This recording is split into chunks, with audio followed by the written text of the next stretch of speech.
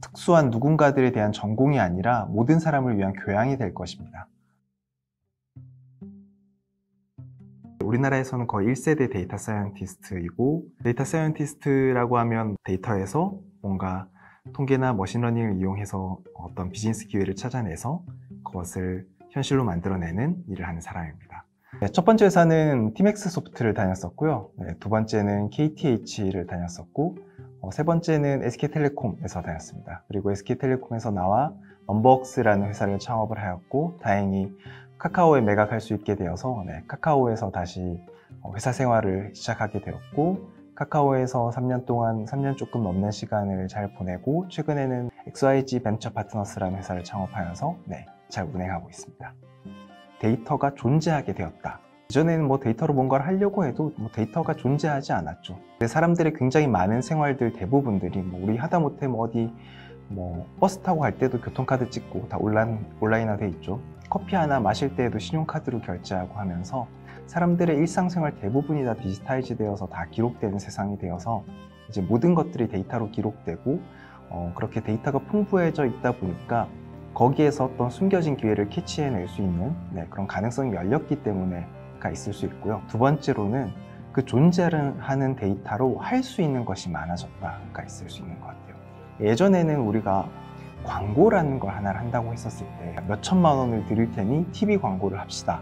이제 이런 것들이 이제 우리가 광고를 할 수 있는 거였다면, 지금은 그냥 내가 당장 네이버 카카오 사이트를 가거나 페이스북 가서 당장 5만 원만 있어도 내가 광고를 집행을 할 수 있는 시대가 되었잖아요. 이제 한 줌의 데이터와 2, 3만 원의 돈만 있어도 데이터를 가지고 광고를 할 수 있는 매스의 시대에서 마이크로 시대로 바뀌는, 그러면서 이제 주도권이 나에게 온 거기도 하죠.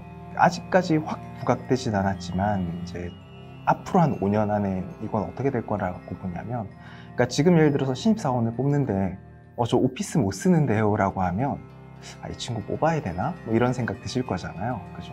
근데 한 10년, 15년 전에 오피스 쓰면 굉장히 엘리트였어요. 그리고 오피스 못 쓰는 거 너무 당연했죠. 오피스 못 써도 못 쓸 수 있지. 이렇게 이야기했었을 거야. 근데 지금 오피스를 못 쓴다 그러면 얘는 뭐 하는 사람이지? 약간 이런 생각을 할 건 거죠. 근데 똑같은 일이 저는 데이터 관련돼서도 일어날 거라고 봐요. 데이터 사이언티스트는 분석가가 아닙니다. 굉장히 많은 데이터 사이언스를 하는, 데이터 분석을 하는 팀들에서 간과를 하고 있는 게 있어요. 그러니까 지금 1년에 이런 데이터 분석을 하는 것들의 이제 시작이 데이터 사이언스라는 말이 어떻게 보면 유행을 하면서 시작이 됐었잖아요. 근데 우리가 데이터 사이언스라고 말을 하게 됐었던 근원에 대해서 한번 생각을 해볼게요. 우리가 데이터라고 하는 거에 굳이 사이언스라는 말을 붙인 이유는 사이언스는 과학이잖아요. 그 절차가 어떻게 되냐면 가설을 세우고 그 가설을 확인할 수 있는 실험을 설계를 하고 실험을 수행을 하고 결과를 분석을 하고 그래서 그 가설이 맞는지 아닌지를 확인을 하고 이 과정을 반복을 해요. 가설 설정, 실험, 결과 확인. 이것을 계속 루프를 타는 것을 우리는 데이터 사이언스라고 하는 거거든요. 그래서 우리는 데이터 과학이라고 부르는 거고요. 근데 이제 그것이 빠지면, 실험이 빠진다면, 실험을 통한 개선이 빠진다면 사실은 그냥 분석일 뿐이고 이것은 새로운 것이 아니에요. 데이터 사이언스라는 새로운 것이 아니라 단지 굉장히 전통적인 80년대, 90년대에서도 있었던 일을 답습을 하고 있을 뿐인 건 거죠. 그래서 반드시 데이터 팀은 실험을 통해서 액션을 수행을 하고 있어야 합니다. 실제로 데이터 사이언스 업무는 개별 스킬로 완성이 되는 게 아니라 그 스킬 바깥에 굉장히 많은 기술들이 함께 있어야지 완성이 되게 되더라고요. 사실은 분석은 데이터 업무에서 굉장히 일부에 속하는 것이고, 첫 번째로는 우리가 어떤 문제를 풀어야 되는가, 그 문제를 찾아내는 방법이 필요하고요.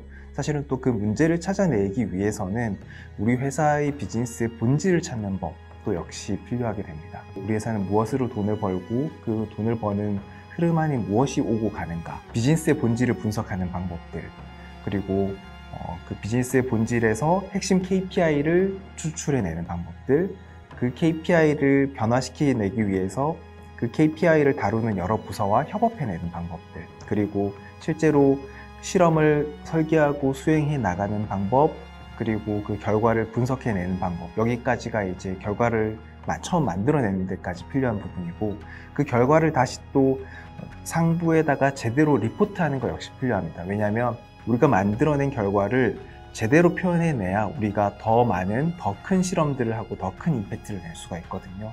그래서 그러면 우리가 만들어낸 결과를 이런 소수점이 박혀있는 그런 숫자의 언어가 아니라 저런 비즈니스, 영업, 마케팅 등등 우리와 다른 언어를 쓰는 사람들에게도 제대로 이해하게 전달시키는 방법들, 그러한 커뮤니케이션까지도 모두가 포함되는 것이 데이터 사이언티스트들의 업무 전체인 건 거죠. 이것들은 단지 대학원이나 어떤 아카데미 같은 데에서 가르쳐주는 어떤 소수의 스킬로만 되어 있는 부분이 아니라 되게 많은 종합적인 학문이 되는 것 같아요. 그러니까 어딘가에 글로써 기록되어 있지 않은 지식으로 되어 있어서 가르쳐주는 것도 드문 것 같고요. 저 역시 몸으로 구르면서 배운 부분들이고요. 잘 정리해서 이번 시간에 잘 전달해 보려고 하고 있습니다. 그리고 앞으로 데이터에 기반한 의사결정은 모든 것의 기본이 될 것이기 때문에 이 강의의 내용은 단지 어떤 특수한 누군가들에 대한 전공이 아니라 모든 사람을 위한 교양이 될 것입니다.